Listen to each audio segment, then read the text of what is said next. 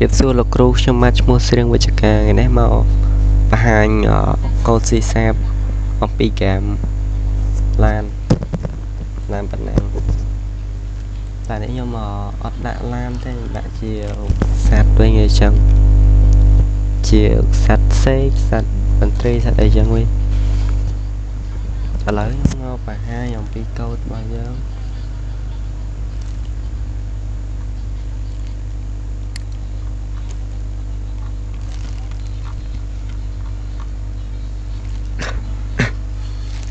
để câu bị lờ mà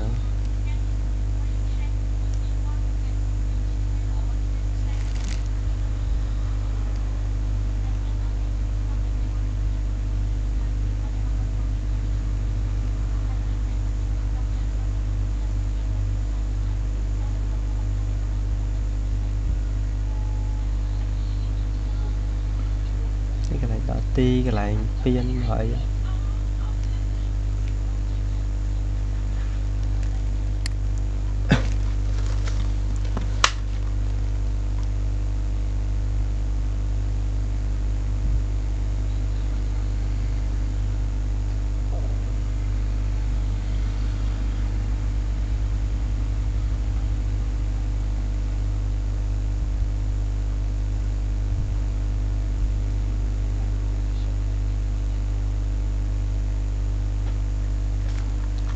lỡ em ran lên nữa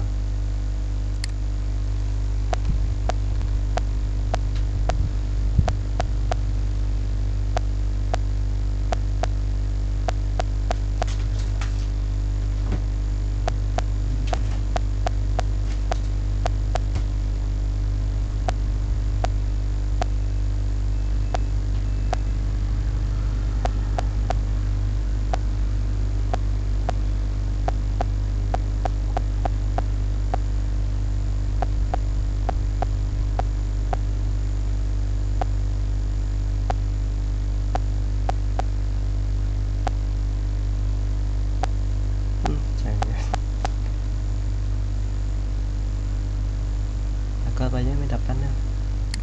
chấm điệp liên lạc cầu